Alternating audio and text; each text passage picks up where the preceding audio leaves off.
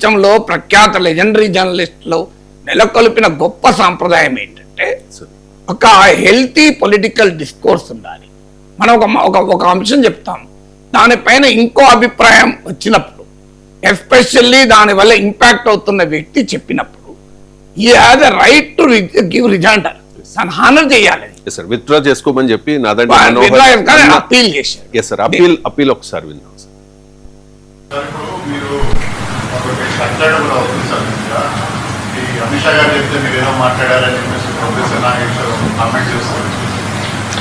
అంటే ప్రొఫెసర్ నాగేశ్వరరావు గారి పైన నాకు చాలా గౌరవం ఉందండి. అంటే నేను సభాపతిగా ఉన్నప్పుడు ఆయన శాసన మండలి సభ్యులుగా ఉన్నారు, చాలా సీనియర్ ఆయన. ఎందుకు ఆ విధంగా మాట్లాడారో మన నాకు తెలియదు, ఎవరు మాట్లాడారో కూడా తెలియదు. అది పూర్తిగా అవాస్తవం. అది దయచేసి ఆయన ఉపసంహరించుకోవాలి. అది కరెక్ట్ కదా ఇన్ఫర్మేషన్. ఎందుకంటే జనసేన పార్టీ ఎప్పుడు కూడా ఆంధ్రప్రదేశ్ రాష్ట్ర ప్రజలు బాగుండాలి, ఎన్డీఏ కూటమిలో మా బాధ్యత, కూటమి మరింత బలోపేతం అవ్వాలని పవన్ కళ్యాణ్ గారు ఎప్పుడు కూడా అహర్నిశలు కృషి చేస్తూ ఉంటారు.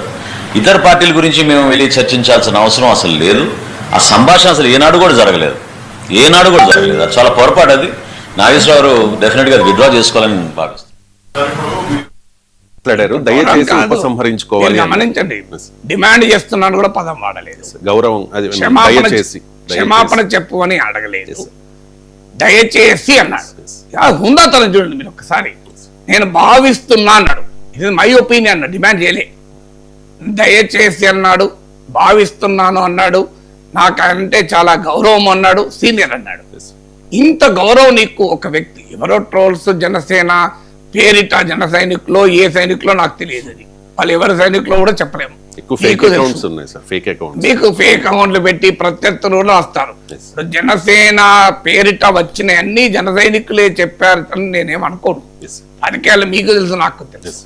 సో ఇంత హుందాగా ఒక రిక్వెస్ట్ వచ్చినాక, ఈయనే కాదు నాగబాబు రిక్వెస్ట్ చూడండి మీరు. నాగబాబు మాట్లాడింది కూడా నా పట్ల చాలా మీ దగ్గర ఉంటే ప్లే చేయండి. చాలా గౌరవంగా అన్నాడు. నేను నాగబాబే కాదు, బాలినేని శ్రీనివాస్ రెడ్డి, మీకు నాయకులు ఎవరు కూడా ఒక్క అభ్యంతరకర పదము వాడలేదు. So what should I do, మీరు చెప్పండి. అంటే నాకేమన్నా అందులో పర్సనల్ స్టేక్స్ ఉన్నాయా? పోనీ అదేమన్నా పబ్లిక్ ఇష్యూనా? ఇప్పుడు ఇదే వేదాంత ఉంది, వేదాంతకు కాజా బ్లాక్ ఇవ్వడం నేను తీవ్రంగా వ్యతిరేకిస్తున్నా. దీనిపైన నన్ను ఉపసంహరించుకోమని చెప్పండి, నేను ఉపసంహరించుకుంటున్నా. నన్ను అరెస్ట్ చేయండి, ఉపసంహరించుకోను. నన్ను 6 నెలలు జైల్లో పెట్టండి, ఉపసంహరించుకోను. ఎందుకు? That is the public issue. I stand for my conviction. కానీ ఇది పబ్లిక్ ఇష్యూ కాదు. ఇది ఒక చిన్న పొలిటికల్ ఇష్యూ. ఆ పొలిటికల్ పాయింట్ కూడా పక్కకు పోయి సోర్స్ పైన డిబేటు, సోర్స్ పైన అందులో ఇంపాక్ట్ అవుతున్నది నాదెళ్ల మనోహర్. సో ఈ హ్యావ్ సర్టెన్ అబ్జెక్షన్స్. ఆ అబ్జెక్షన్ చాలా గౌరవంగా నా ముందు పెట్టారు. పవన్ కళ్యాణ్ జనసేన సెన్సిటివిటీస్ను గౌరవించి నాదెళ్ల మనోహర్ చాలా గౌరవంగా చేసిన అప్పీల్ను హానర్ చేయకపోతే అది నా వ్యక్తిత్వాన్ని రిఫ్లెక్ట్ చేస్తుంది. అది నా సంస్కారం. అది సంస్కారమే బలహీనత అనుకుంటే అది నేను నా చరిత్ర చూడరా? నేను పబ్లిక్ ఇష్యూ మాట్లాడనా? నేను భయపడితే ఈ ప్రభుత్వాన్ని ప్రశ్నించకుండా ఉంటున్నా? ఇవాళ ప్రశ్నిస్తున్నా కదా, కాజా బ్లాక్ ను వేదాంతకి ఇవ్వడాన్ని ఇవాళ ప్రశ్నిస్తున్నా. చాలా మంది నాయకులు రెస్పాండ్ అయ్యారు సార్ మీ ఆరోపణ మీద. చాలా పొలైట్ గా రిక్వెస్ట్ చేసినట్టుగానే వాళ్ళు మాట్లాడారు, గౌరవంగానే, మీరంటే గౌరవంగానే. బాలినేని శ్రీనివాస్ రెడ్డి మాట్లాడారు ఈ ఇష్యూ మీద. ఒకసారి బయట అనేది పేరుంది దానికి, దాన్ని అది వాడుకుంటున్నారు ఆయన్ని. అది కరెక్ట్ కాదు కదా ఆయనకి. అంటే దాని గురించి ఆయన క్రెడిబిలిటీ ఉన్న అనలిస్ట్ కదా, ప్రజలు నమ్ముతారనే పరిస్థితిలో ఆయన వాడుకుంటున్నారు. అది కరెక్ట్ కాదు, ఆయన ఈ రకంగా చేయడం కరెక్ట్ కాదని మేము చెప్పాల్సిన అవసరం ఉంది కదా, పబ్లిక్ తెలియాలి కదా. ఆయన క్రెడిబిలిటీ కూడా ఈ రకంగా చేయడం కరెక్ట్ కాదని పబ్లిక్ తెలియాలి కదా, అందుకోసం మాట్లాడను సార్. ఇక్కడ వచ్చిన ఇంకొక అంశం ఏంటంటే, చాలా మందికి ఉన్న అనుమానం, బాలినేని శ్రీనివాస్ రెడ్డి గారు కూడా అదే అంశాన్ని ప్రస్తావించారు, ఎవరో మిమ్మల్ని వాడుకుంటున్నారు అని చెప్పి. జగన్ మిమ్మల్ని వాడుకుంటున్నారా? ఎందుకు అంటే Telugu Desam party official social media page లో చూపించండి ఒకసారి స్క్రీన్ మీద. మీకు వైసీపీ చెప్పండి, దీని సోర్స్ ఏంటి అని అడుగుతున్నా. ఇప్పుడు మీరు నన్ను సోర్స్ అడిగారు, నేను చెప్పింది డిఫెమేటరీ కాదు, పొలిటికల్ కామెంట్. మీరు సోర్స్ అడిగారు, ఇది డిఫెమేటరీ కామెంట్ కదా, దీని సోర్స్ ఏంటి? ఇప్పుడు నేనింత హుందాతనాన్ని ప్రదర్శించినాక జనసేన టీడీపీలు కూడా హుందాతనాన్ని ప్రదర్శించాలి కదా. ఇప్పుడు నేను నాదెళ్ల మనోహర్ అప్పీల్ అది నేను గౌరవించి ఆయన జనసేన సెన్సిటివిటీస్ రెస్పెక్ట్ చేసి ఇది ఒక పొలిటికల్ ఇష్యూ, పబ్లిక్ ఇష్యూ కాదు గనక, my interest is only public issues కనుక ఇది చర్చ దారి తప్పొద్దు అని నేను విత్డ్రా అయితే, ఇప్పుడు జనసేన అధికారిక అప్పీల్లో ఏం చెప్పారు? దయచేసి ఏమని వాడు చూడండి పదాలు, దయచేసి అన్న పదవాడు. ఒక జనసేన 21 మంది ఎమ్మెల్యేలు ఉన్న పార్టీ, నాదెళ్ల మనోహర్ ఒక రాష్ట్ర మంత్రి, ఉమ్మడి ఆంధ్రప్రదేశ్ శాసనసభ స్పీకర్, ఆయన నాకన్నా రాజకీయాల్లో పెద్దవాడే కదా. మరి ఆయన అంత గౌరవం, ఇప్పుడు ఒక పెద్దవారు చిన్నవారి గౌరవం. ఒక రాజకీయ పార్టీ జనసేన, నాగేశ్వర్ ఒక ఇండివిజువల్, ఒక రాజకీయ పార్టీ, ఒక సభాపతిగా పనిచేసిన ప్రస్తుత మంత్రి నాకు గౌరవం ఇచ్చి అప్పీల్ చేసినప్పుడు ఇగోలు ప్రదర్శించడం కరెక్ట్ అవుతుందా? వాళ్ళ అప్పీల్ రెస్పెక్ట్ ఇవ్వడం కరెక్ట్ అవుతుంది? చెప్పండి.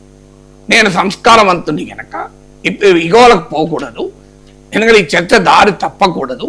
నేను చెప్పాల్సింది చెప్పాను, ఎందుకు చెప్పానో కూడా చెప్పాను. ఇక దట్ క్లోజ్ చేస్తూ పబ్లిక్ ఇష్యూస్ ఇప్పుడు లేకపోతే ఏమయ్యేది? ఇవాళ నేను వేదాంత కాజా బ్లాక్ వేదాంతకి ఇవ్వడానికి మాట్లాడే సమయం ఉండేది కదా నాకు. ఇక వారం రోజులు 15 రోజులు ఇదే చర్చ. నా టైం ఎందుకు వేస్ట్ చేసుకుంటే నేను పబ్లిక్ ఇష్యూస్ మాట్లాడాలి కదా. ఒక తత్వవేత్త అంటాడు అవసరమైతే 2 అడుగులు ముందేసుకేస్తానికి 1 అడుగు వెనక్కి అని చెప్తాడు. This is what the philosophers అంటాడు. మీరు ప్రశ్నించినప్పుడు అది ప్రజల పక్షాననే ప్రశ్నించాలి. మన పైన దాడి జరిగితే అది ప్రజలకు తాకాలి అంటాడు ఇంకో తత్వవేత్త. ఇలాంటి తాత్విక చింతన రంగరించుకున్న నాగేశ్వర్ ఒక మీడియా ఎథిక్స్ ను గౌరవించి రైట్ టు రిజైండర్ అనేది ఎదుటి వారి హక్కని అంగీకరించి సంస్కారయుతంగా చేస్తే దానిపై కూడా సోషల్ మీడియా ట్రోలింగ్ అంటే you're not even accepting listening to your own party appeal కదా. జనసేన అప్పీల్ నా అప్పీల్ కాదు. జనసేన అప్పీల్ ఏంటి? ఇకపై దీన్ని ముగించండి. ఒక్క జనసేనకే కాదు, కూటమి అందరికి ఇచ్చారు అప్పీల్. జన సైనికులు, కూటమి నాయకులు, కార్యకర్తలు ఈ అంశాన్ని ఇక్కడతో ముగించాలని సామాజిక మాధ్యమాల్లో దీనిపై ఎలాంటి పోస్టులు లేదా వ్యాఖ్యలు చేయవద్దని విజ్ఞప్తి చేస్తున్నాము. ఈ విజ్ఞప్తిని ఫాలో అయ్యారా చెప్పండి? ఎందుకు పెడుతున్నారు అంటే మీ నాయకుని, మీ పార్టీ విజ్ఞప్తిని మీరు గౌరవించారా? నేను గౌరవించాను, మీరు గౌరవించండి. మీ పార్టీ కదా, నేను గౌరవించాను కదా సెన్సిటివిటీని. సో ఇక నేను సోర్స్ చెప్పని నన్ను అడిగారు, దాన్ని నేను వివరణ ఇచ్చాను. ఇప్పుడు నన్ను పేటిఎం అన్నారు, దాని సోర్స్ ఏంటి ఏం చెప్పారు? ఇది డిఫామేటరీ కదా. అదైతే డిఫామేటరీ కాదు, అది రిపోర్టింగ్. అది రిపోర్టింగ్ కోమో మీకు సోర్స్ అడిగి హక్కు ఉన్నప్పుడు ఇలా డిఫామేటరీ స్టేట్మెంట్కి హక్కు ఉండదా? ఇదే కాదు, జనసేన ప్రతినిధులు, టీడీపీ నాయకులు, జనసేన ప్రతినిధులు ముఖ్యంగా మీకు టీవీ5 ఏబిఎన్లలో కూర్చొని నీచంగా నా పైన వ్యక్తిగతమైన మాట్లాడారు.